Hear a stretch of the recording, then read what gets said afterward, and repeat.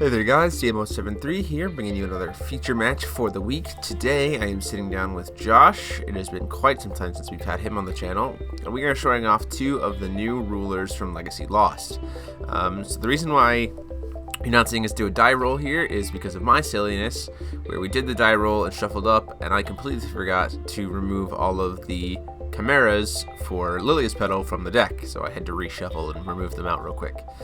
So Josh is going to be on the play, and he's playing a black-blue Val 3 control, Val 3, however one you want to call her, and I am playing Lilias Petal with just a black-green variant. So both of us are playing two colors here. First turn he hits the remains of Ataraktia and goes into an Alice's Little Scout. I hit a Killing Stone off the top for the first turn, and I go ahead and play a Monkey Trapped in Life. It's one of the common cards that you're going to see a lot of people play for Lilias Petal, just because it's repeatable and it's a black resonator to be able to sacrifice.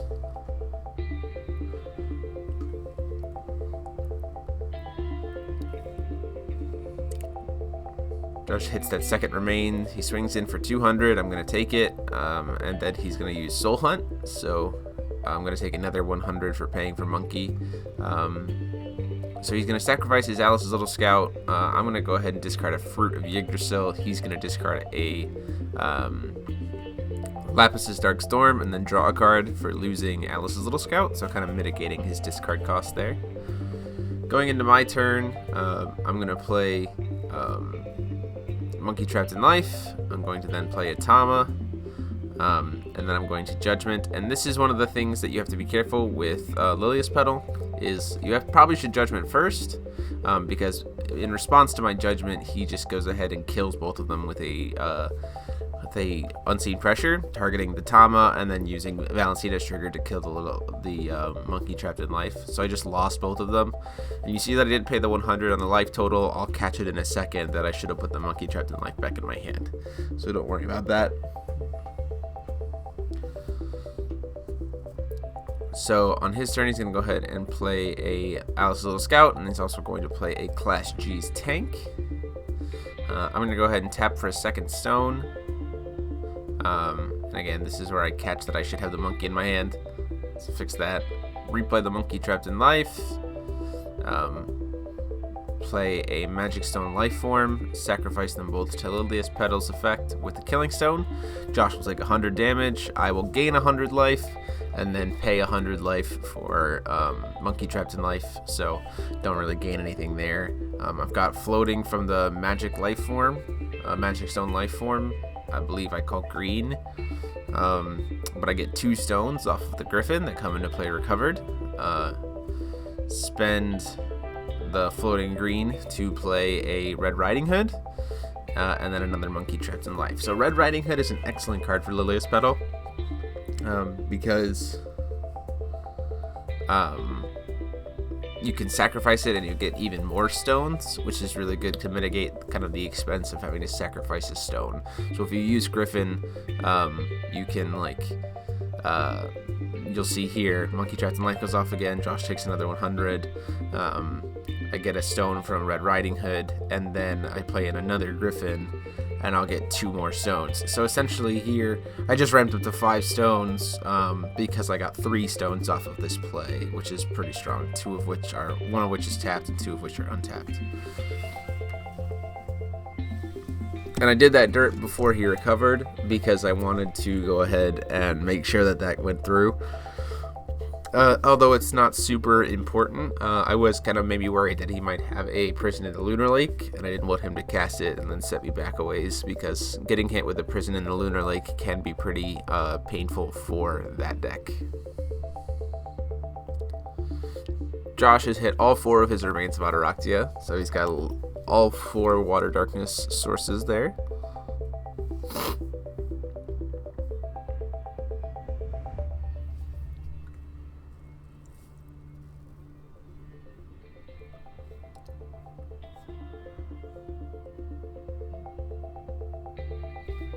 Trying to figure out what to do here. His hand doesn't really have much in the way of removal, and he's going to be facing down a lot of damage next turn. 24 in the air to be exact. So what he's going to do here is he's going to accept that next turn he's going to take a lot of damage, He's going to play the draw discard X spell for Valentina and target Alice's Little Scout with Valentina's triggers. So essentially this means he's going to draw 3 cards. So he paid 4 will and drew 3 cards. And the reason why he did this is because he needs to start looking for answers. So he's going to accept that he has 1 turn, but he's just going to hope that the next turn's not nearly as devastating and he can kind of stabilize after that. At the end of the turn, though, I actually used Last Drop to quickly bring in Red Riding Hood back from the grave to the field. And she is now a 7/7 because she'll recover when everything else recovers. So now he's taking even more damage. So there is 12 damage. Here is another 12 damage, putting him down to 14. And then 7 damage from Red Riding Hood because I have 5 stones, putting him down to 700. So just like that, a massive amount of damage is coming at him really quick. Now, if there was a way for me to play another Red Riding Hood this turn or something like that, then it would just all be over. But you'll have to see what happens. Play a Monkey Trapped in Life. Tapping properly.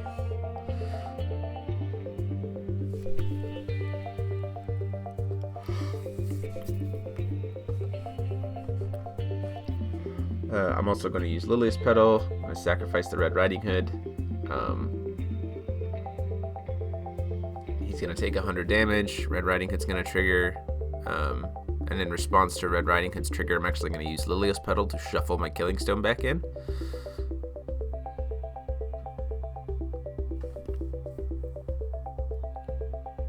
I'm going to go ahead and bring out another Griffin, the third and final. Red Riding Hood is going to get me a stone in tapped, and then Griffin's going to get me 2 stones in recovered. So just this massive amount of ramp coming in. And then, if you didn't notice there, I actually do have the second Red Riding Hood in my hand. And so I'm able to play it. It has Swiftness, swing in for 7, and that is the finishing touch there on that game. So you see me play another card here, but that's because we had life totals wrong on my little counter. But that was game 1, and so now we move on to game 2.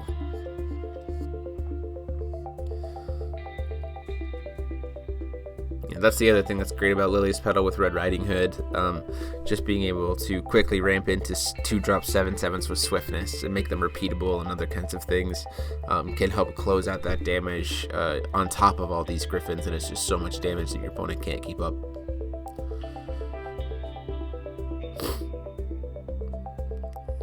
So this time, Josh is going to be on the draw.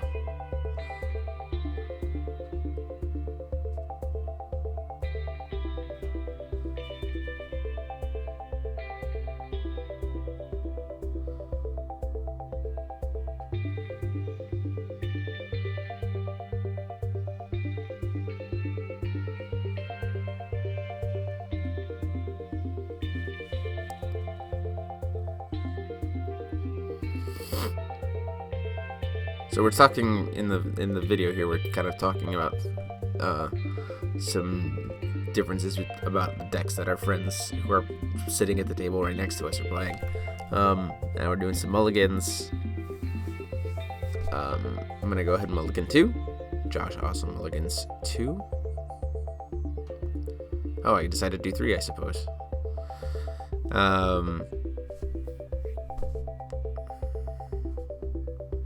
So we'll have to see how this goes. Again, Lilias is very dependent on his opening like 2 creatures in order to be able to go off as fast as possible. It's also really important that you hit the Killing Stone pretty quick. That you'll kind of see how I make sure that happens here as the game goes on.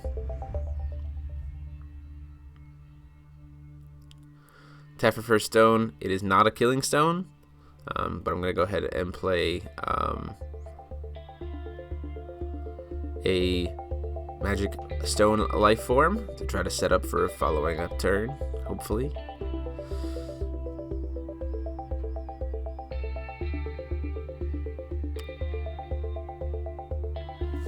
Josh hits a Magic Stone of Dark Depths off the top. Plays a Soul Hunt. I'm going to discard a Fruit of Yggdrasil, and I believe he discards a Maribel, because Maribel's not going to do anything against me because I have no Regalia. I'm going to pay 2, and I'm going to go ahead and use Blessing of Yggdrasil to grab a 3rd stone, so essentially just taking the turn to ramp and get ahead. So now I have 2 killing stones, but I also have the ability to play kind of 2 creatures a little bit easier next turn.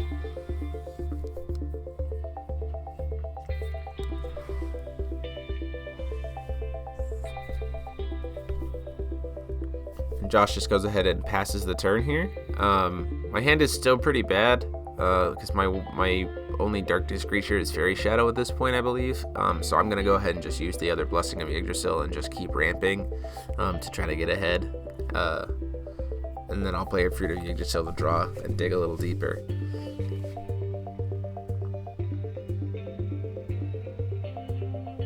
Before the upkeep, so he can try and draw some cards, he's going to go ahead and Space-Time Anomaly, putting both the triggers for Valentina on it as well. So it's essentially a -7/-7 spell. So now Fruit of Yggdrasil is a 0/1 for the turn, which is not going to survive, and he's just going to go ahead and use Unseen Pressure there to go ahead and kill it. He could have cast Unseen Pressure off the top anyway, but he wanted to take advantage of the fact that he had the open will during upkeep to go ahead and draw another card. I'm going to go ahead and play a Tama.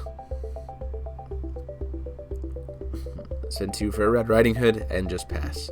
Again, I'm noticing that he's got the Waterstone sources up. He's leaving them up all the time.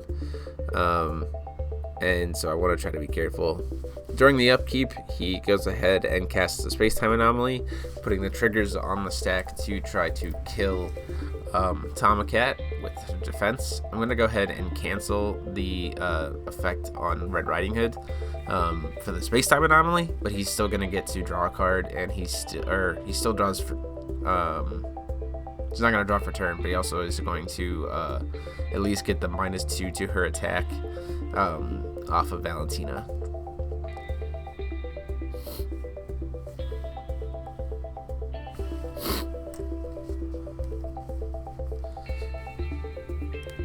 He's gonna pay 1.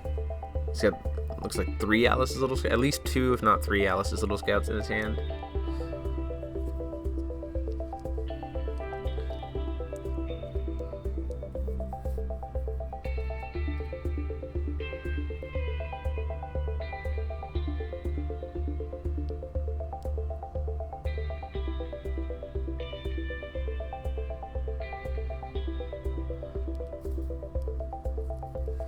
Gonna play the 1, the Alice's Little Scout, and then just pass the turn to me. Drawing for turn. I've got 6 stones here, and I've got lots of stuff, so I'm gonna go ahead. And Red Riding Hood is my up creature, so she's bigger, a little bit bigger now. So I'm gonna go ahead and try to make some plays with Judgment. I'll pay 2 to play Fairy Shadow, and then try to kill his Alice's Little Scout. I'll get to draw. Or he'll get to draw off of it. Go to combat, attempt to swing in for 7, and he will take that damage, which is nice.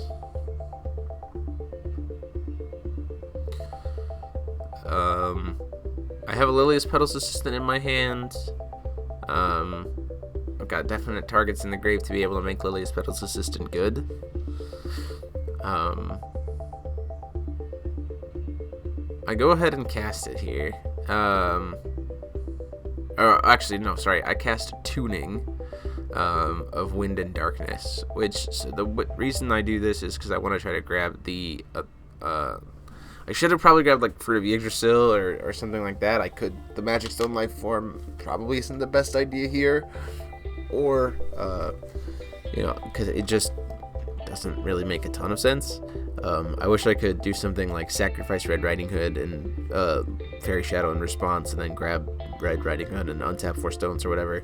But because I have to kind of control them and stuff when tuning resolves, if I choose both modes, similar to how Rabbit Kick used to be, I'm going to go ahead and choose both. I'm going to go ahead and grab the Magic Form Life Form back to my hand so I can use it later. And then I get to untap 4 stones because I control a Darkness Resonator and a Wind Resonator. So pretty interesting card to be able to recur stuff. Right now I'm primarily just using it for the ramp to ramp me back into having all those stones open. Not necessarily doing it for anything else.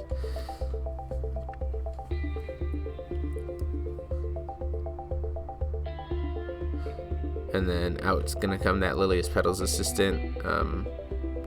Trigger, get me Tama back to my hand, or back onto the field. Tama will trigger and I'll get to draw a card. Thankfully, I draw into another Lilias Petal's assistant, which is nice to be able to do something later. This would be a classic situation where you would be worried about, you got to be careful to not overextend. Because this deck, being a creature-based deck, can get punished pretty hard for that. It's just a matter of seeing what happens.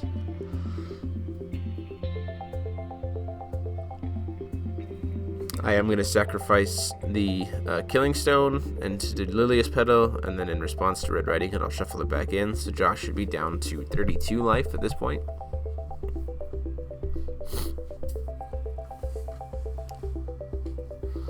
And I will take, I will gain 100, so I'll be at 41. Triggers for the Griffin, he's going to let resolve, even though he's got a Lunar Lake in his hand, which is pretty interesting.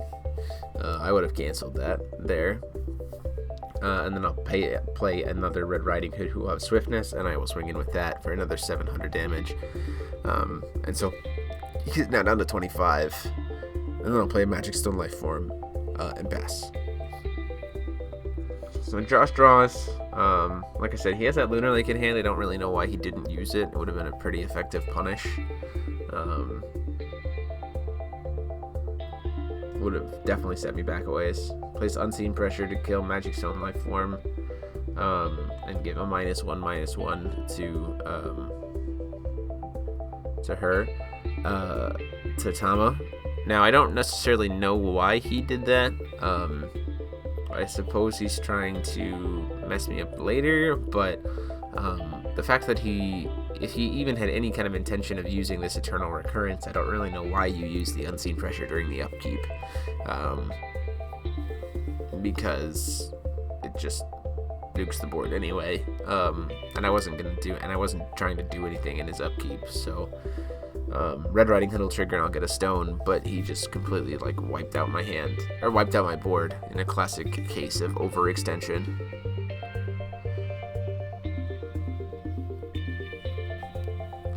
And even if I sacrifice something to Lilias Petal in response to that, it's still going to die. And then he uses Soul Hunt to make me get rid of the last card in my hand anyway. So now he has all the card advantage, and I have 0 cards in my hand. Or I'm top decking, and I don't have any way to, I need 2 cards to be able to make top decking effective.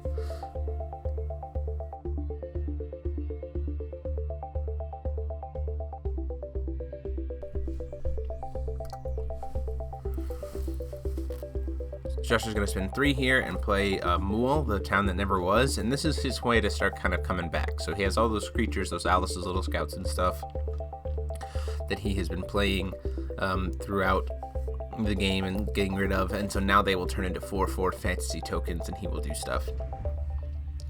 He's going to go ahead and let the Fruit of Yggdrasil resolve.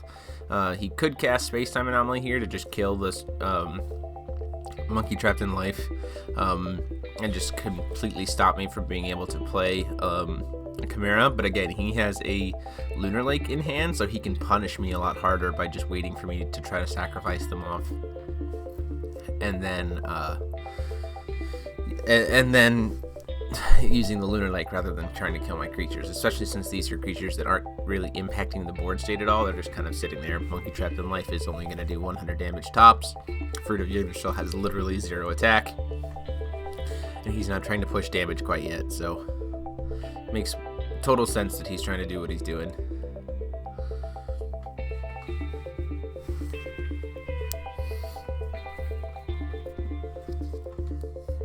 Goes ahead and just passes the turn to me.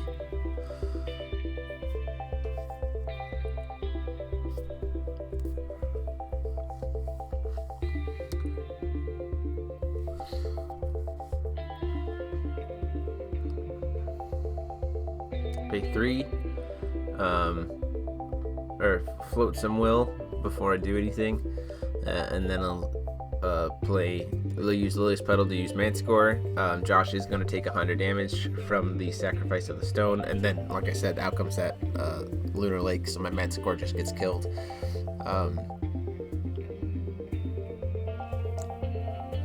I guess I did that before recovery. I'll pay 3 and play Lilias Petal's assistant, who will bring out a Tomcat. I'll get to draw a card. Pay 1 to play that Tama and draw another card. Trying to cycle into something that maybe my deck can use here. And I pay 3 to do the recurrence effect, and I'm just going to use the effect to try and bring something back. The ramp isn't super important right now because I'm only going to be grabbing the 1 card, and so I'm just going to go ahead and grab the Lilias Petal's assistant from my grave. So even if he tries to kill my stuff in response, I'll still get both, or I'll still get to bring something back because I'm only choosing 1 mode. And he's going to go ahead and cast Space-Time Anomaly, I believe, here to kind of mess up my board state a little bit more.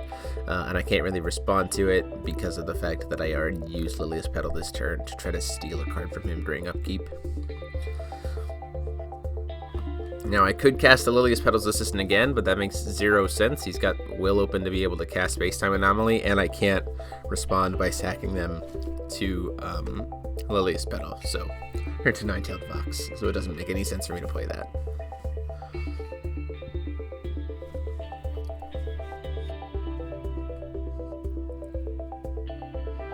Josh is going to go ahead and recover, tap for another stone.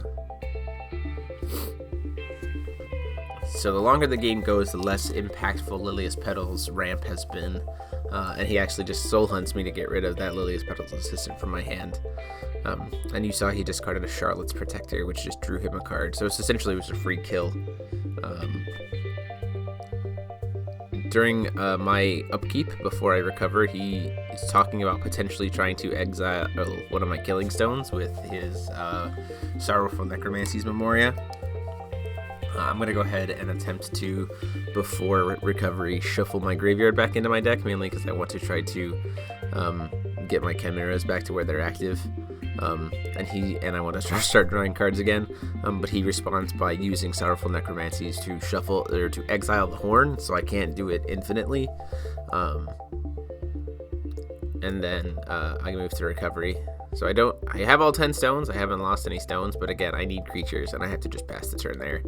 And at the end phase, he's going to exile 2 of his creatures to generate 2 4/4 fantasy tokens with Mool.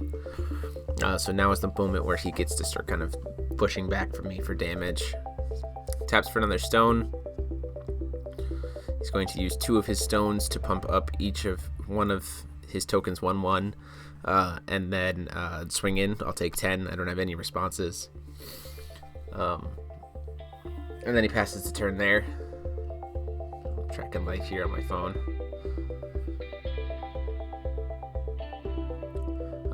Draw, and then I have a second Blessing of Yggdrasil, so at that point I just scoop the match, or scoop the game, because I knew he's just going to generate more tokens and just push me out, and I don't have any way to respond. So moving into game 3, I'm going to be on the play again. Hopefully remembering this time to not overextend.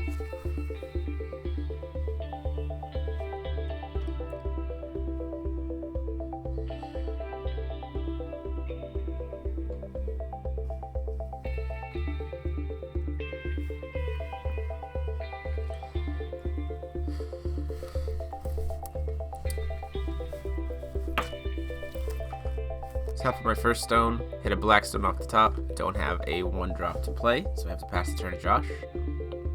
Taps for a stone, hits a Dark Depths, plays an Alice's Little Scout, and passes the turn. I'm going to play 2 and use that Blessing of Yggdrasil to try to ramp a little bit, try to find my killing stone so I can get a little bit more active. Pretty common for this deck. It's pretty important too, because you need those killing stones in order to be willing to work. So I'm going to take the 200 from the Alice's Little Scout, and he'll pass the turn to me. Tap for another stone. I don't feel confident quite yet to be able to do some judgment shenanigans, so I'm just going to go ahead and play Red Riding Hood and a fruit. I Yggdrasil to draw a card. Reason I didn't play Fairy Shadow here is because I didn't Judgment, and I didn't want to lose my Darkness creature yet. He hits that Clever Researcher's Memoria, the Machina Waterstone, Aloof Researcher, plays Soul Hunt, triggering for the negative the Fruit. I'm going to go ahead and discard the Fairy Shadow now, because now that he's gotten rid of a creature, a 1-drop creature, Fairy Shadow's not nearly as impactful. Drawing for turn. Tap for another stone. Swing in for 7, because Little Red has 5 stones. Play a Tomacat to draw a card. And then play a Monkey Trapped in Life. Again, I don't necessarily know if I should have played the Monkey Trapped in Life here, because I don't have Lilias Petal and he's not really swinging in for damage. Like last game, he didn't do 80 damage to me until the game was pretty much over. So Monkey Trapped in Life, just being on the board doesn't really do much, especially since he can just kill it with the Valentina trigger off of any darkness spell, and I wasn't immediately going to flip it. So he plays 2 bows.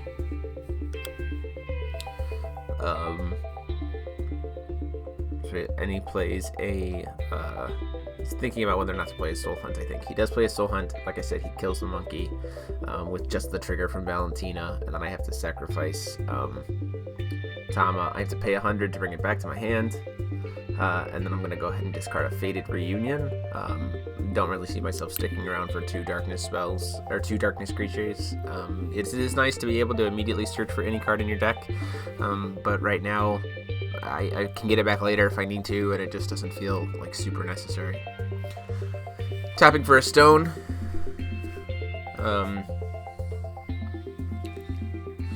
Again, I probably could flip here.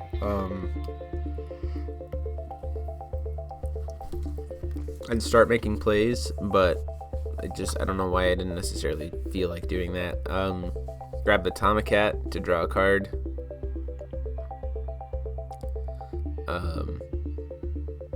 Attempt to swing in with Red Riding Hood, or I'm thinking about it. If I swing in with Red Riding Hood, it forces him to use some bow counters up, and I get to ramp, which is pretty nice for me. Otherwise, I can just leave it untapped. I'm kind of debating that myself in the video, or in the match in the moment. Because using up those bow counters, especially knowing that he's a water deck, so he probably plays Water Transformation Magic, is probably pretty helpful to get my damage pushed through with my Griffins. He is going to go ahead and Water Transformation Red Riding Hood and then bow her, so I actually don't even get to ramp, which is pretty unfortunate. Then I'm going to play a Fruit, Yggdrasil, which lets me draw another card.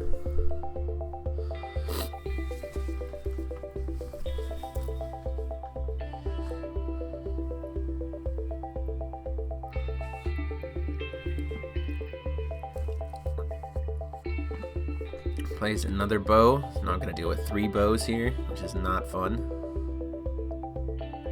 Just going to go ahead and cast Class G's Tank, and then pass the turn to me.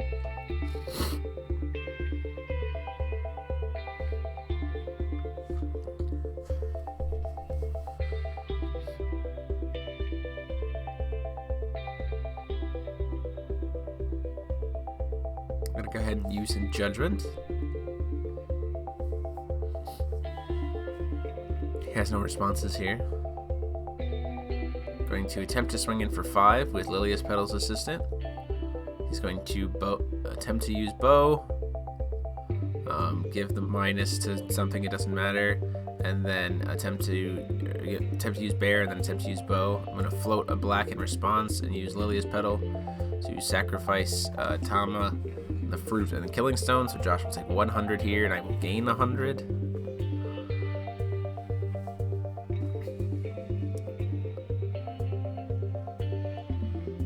At this point, he only has 2 cards in hand, so I'm going to kind of try to push it a little bit, and I'm going to play Griffin to see if if there's a Lunar Lake that might get played. He would have to energize in order to do it. Now you see, I see here with the note on the screen, I use Fox in response to tap and put the Killing Stone back into my deck. I couldn't do this because I Judgmented this turn, and Fox doesn't have Swiftness.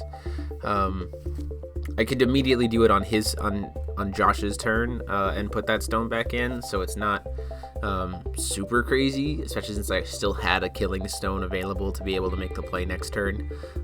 But just keep in mind, people, that this is not something that you can do. He's going to use his tank during the upkeep to gain 200 life, going back up to 34, and tap for another stone.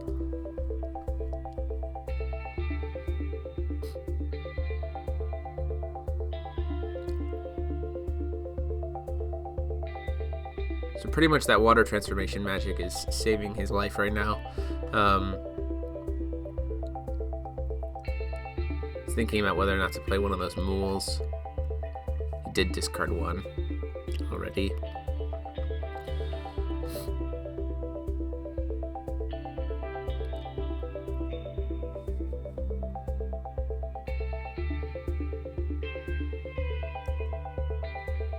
He just decides to pass.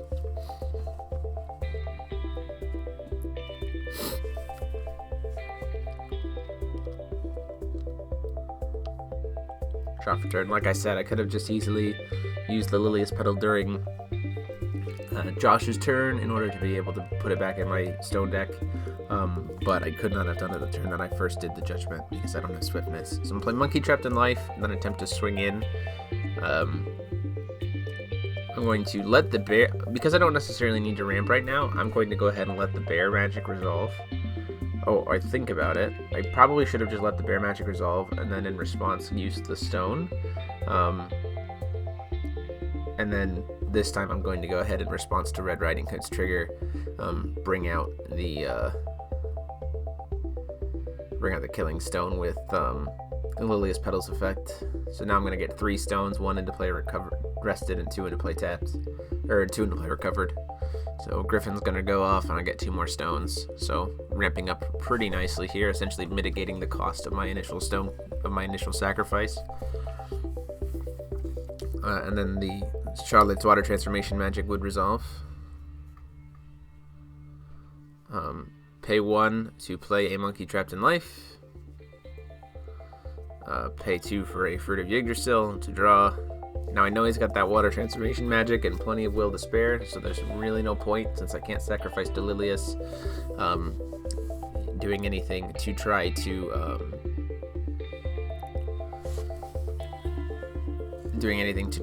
like swing in. It just doesn't make sense because those griffins would just immediately die to those bows.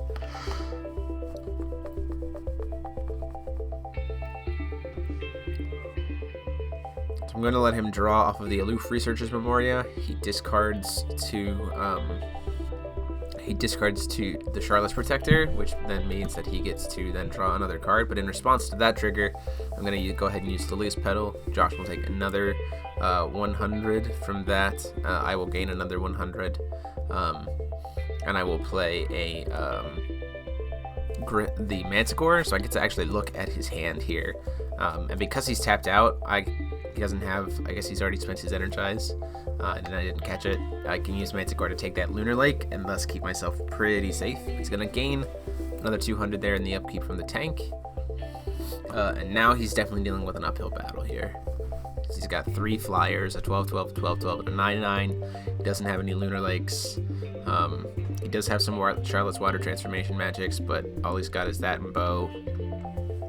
My hand's pretty huge, so Lapis Darkstorm's not a great card. Mool's not a great card either. All he's got is that Charlotte Water Transformation magic in his hand and the Charlotte in his grave, and I think maybe a Space-Time in his grave too. He's going to go ahead and play Mool. There's really no reason for him not to. Everything in his hand is pretty mana efficient at this point. So hand and Remnant and Grave is pretty mana efficient, so he might as well use the mana to get it out there and maybe start making use of it. So he's just got 1 Charlotte's Water Transformation magic in his grave, and then the 1 in his hand that I don't know about.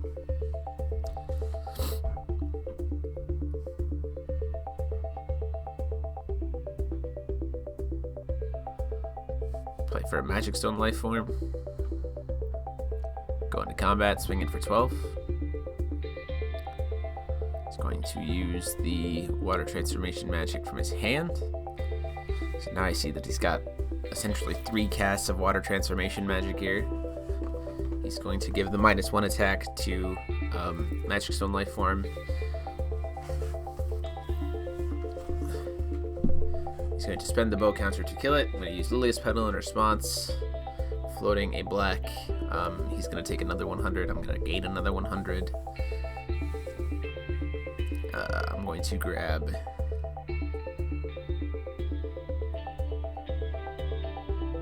another Griffin. And this is the moment where like using Griffin with Lilias Petal is pretty nice because I'm going to shuffle the Killing Stone in, but I only have 2 stones, so they'll just both come back in. So that magic Killing Stone that I just sacrificed just immediately came back into play, which is pretty nice.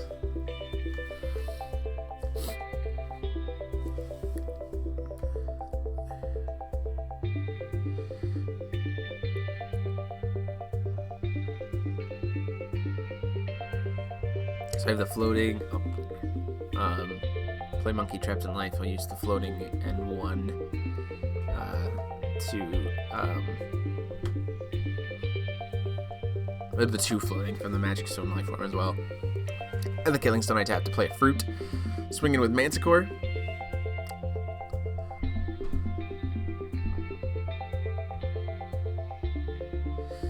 And the reason why I'm doing this is because he only has 1 bow left, so he has to choose whether or not to take the 9 from Manticore or to take the 9 from Manticore and then stop the 12 from Griffin, or take the 12 from Griffin and stop the 9 from Manticore. So it makes perfect sense for him to just take the 9. And at that point, I just actually go ahead and pass, I believe. Nope, I go ahead thinking about it to just kind of make him like use it up. I am going to go ahead and swing in for the 12. He's going to Bear Magic it and then use the other bow. So I really probably shouldn't have swung there, realistically. There was really no reason for me to. Those bows were just kind of worthless. But I still get to push in some damage because I have definitely enough stones to make Red Riding Hood a swiftness creature. And I swing in for 7, taking him down to 17.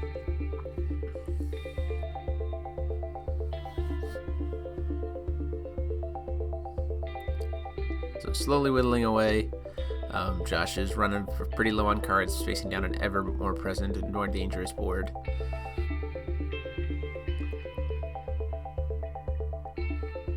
He's going to use 2 to cast Space Time Anomaly, sending all of the targets at Red Riding Hood to give her -7/-7, and she will die. And then he'll draw a card. And then in response to Red Riding Hood's trigger, so he's going to draw on because it all resolves, and then Red Riding Hood trigger is going to go off. I'm going to go ahead and use Lilias Petal, sacrifice Manticore and Fruit of Yggdrasil. Now you might be wondering why, and Manticore and the Monkey Trapped in Life to play another Manticore. He'll take another 100 damage here. Now you might be wondering why I do that. Reason is, you'll kind of see here in a little bit, I kind of enjoy having that Manticore in the grave, just for later purposes, to try to mess with his hand a little bit more. He's going to go ahead and recover. So at this point in time, he's got a Charlotte's Water Transformation Magic and I believe a Charlotte's Water Transformation Magic and a Space-Time Anomaly in his grave. He's got 1 card. He's going to use Aloof Researcher's Memoria to draw 1. Draws into a Lunar Lake, discard the Charlotte's Protector, and then he gets to draw another 1. So essentially he just spent 3 mana to draw 2. You guys see he's got 2 Lunar Lakes in his hand, which is pretty nuts. If I was him, I would... It's this kind of moment of like, at this point it doesn't make sense for him to try to like set them face down. And it's good that he didn't, because I'm going to go ahead and use, at the end of his turn, I'm going to use Shadow Doppelganger. I can't remember what the card's name is. The card that flashes back a Resonator and then exiles it at the next end of turn to try to bring Manticore back, to try to rip apart his hand again. But he uses one of those 2 Lunar Lakes and just kills it. So I guess it kind of worked, because I ripped 1 card out of his hand. And I did what I wanted to, leaving him with only 1 card, but it also kind of didn't work because I didn't get to stick a creature. And he still has a Charlotte's Water Transformation Magic in grave. so still have to try to find a way to push through all that damage. We'll pay 3. I was thinking about it first, but first I decided to go ahead and say let's go to combat and try to make some things happen first. Swing for 9 in the air.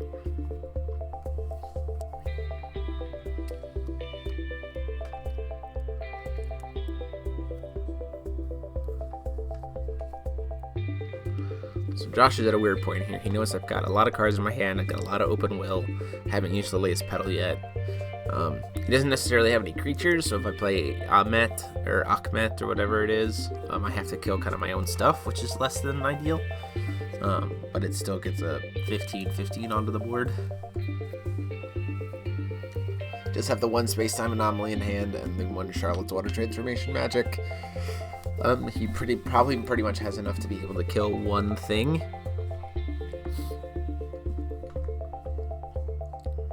He's going to use the space-time anomaly from his grave, hopefully drawing into something a little bit better. He's going to give the he's going to cast space-time anomaly targeting Griffin. He's going to then give the -to the attack to Griffin and the - to the power to Manticore. Manticore is going to then swing in as for 900 damage, but he is a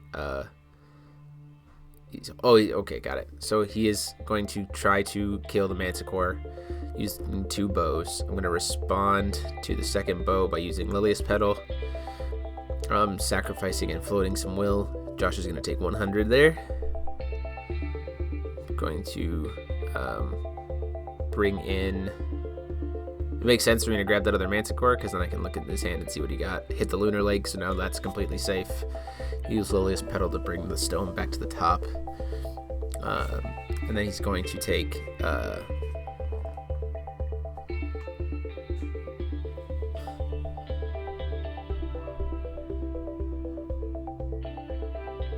5 here, because he used the space. So he used the space-time anomaly on Griffin, gave it the - to its power, and then he put the - to the offense on Manticore, so you could double bow it. So he only takes 5 from that Manticore or from the Griffin, which is pretty good for him. So now what I know, I have a lot of knowns. He just has that Alice's little scout in his hand. I play Lilias Petal Assistant and get a Tomacat. Lets me draw some more cards.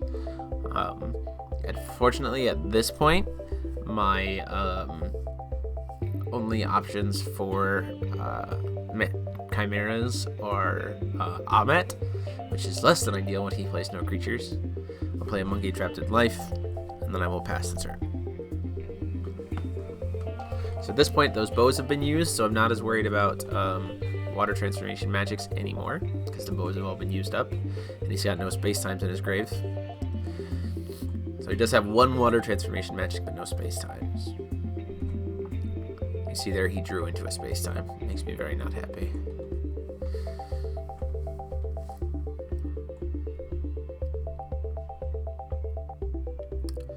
Plays 2 and uses the space-time anomaly on Lilias Petal and tries to kill. Use the space-time anomaly on Lilias Petal's assistant, trying to kill the Tama with the triggers.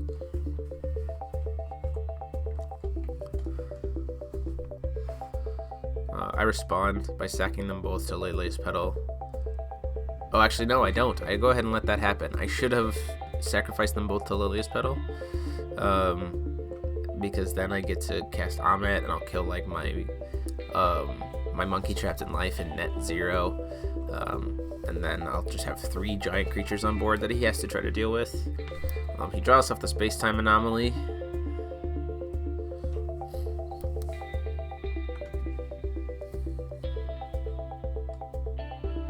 Plays the 4th Artemis bow, so now water transformation magic is a problem again.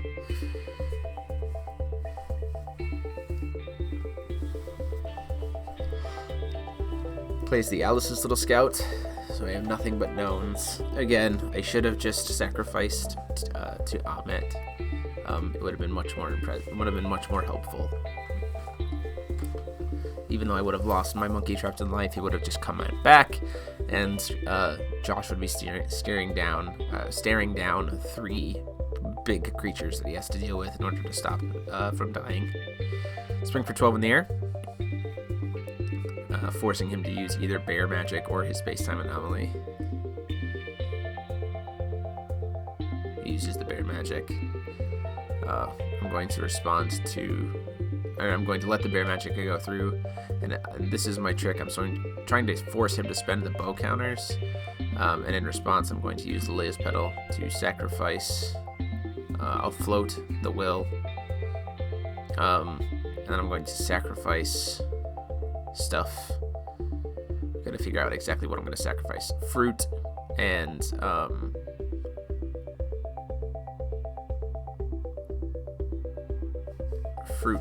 the Chimera.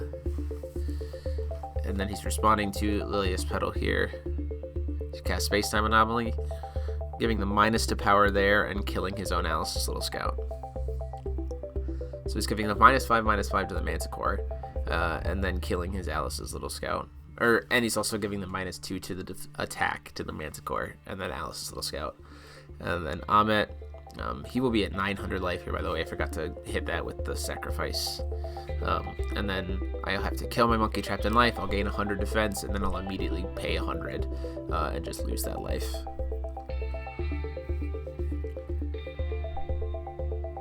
I don't know if I think I have 7 stones here. I'm not quite sure.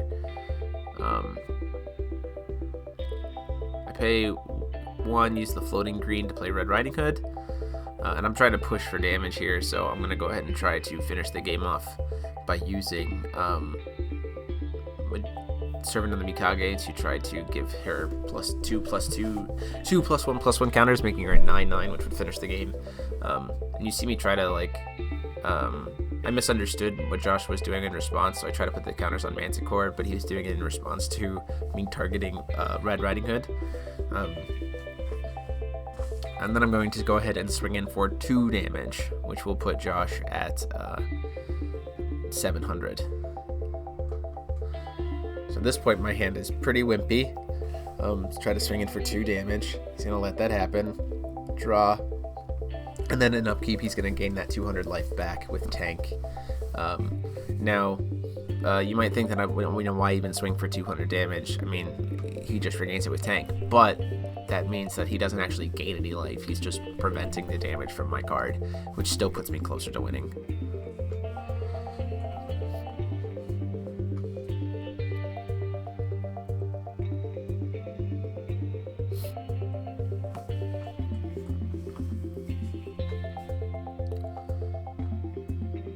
Josh is going to pay 5 and draw 3 cards for himself. He has to kill something with the trigger. He's going to kill my Magic Stone Life Form with the Valentina trigger. So now his hand is back full of cards.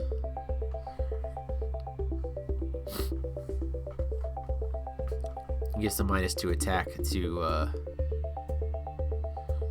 Oh, he decides to give the -2 Amit instead, I suppose. Then he casts Space-Time Anomaly to use it on the Amit. So I'm not sure if he drew it off of the card. If he drew that off of the kill spell, we'd have to go back and kind of look. But that would be a classic case of like missed triggers. And this is something you have to be super important about with Valentina, guys. Is Valentina's triggers will always go on the stack. They are mandatory, and they go on the stack before the card resolves. So you always have to resolve Valentina first. So this is important because if he because he drew those cards, we don't necessarily know when that space-time anomaly got drawn, and I can't, look at it and everything else. So it'd be a matter of did he have that space-time anomaly before he played the draw spell, and if he didn't, when we were trying to refix the triggers, did he then choose to target Amit because he saw that he was drawing a space-time anomaly? Just something important to note. In response to him trying to kill everything, though, I'm just going to sacrifice it to Lilias Petal. I'll take another 100. Out comes an Amit. I kill my Servant of the Mikage, and then I just gain some life with Amit and then draw for turn.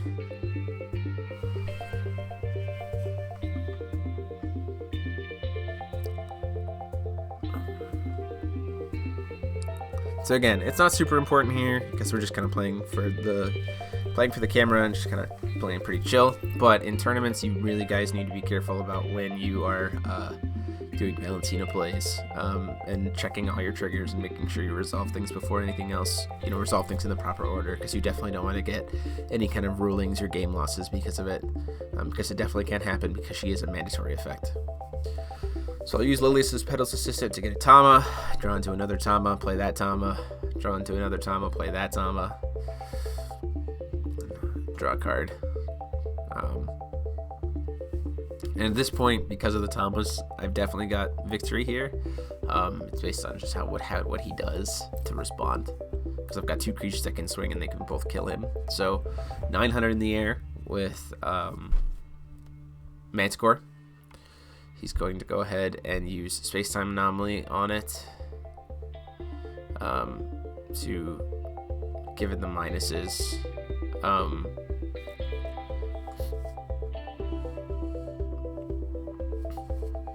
Going to minus the power of Amit, minus the defense, and then use the bow. Draws a card. Swing in with Amit for lethal. Goes to block, and I just banish a Tomacat to kill Alice's Little Scout, and the damage goes through him. So that's the match. Huge thanks to Josh for playing with me. Deck list will be up this weekend, guys. Let me know what you think. Go ahead and like, comment, and subscribe as always. And until next time, this is TMO73 signing off.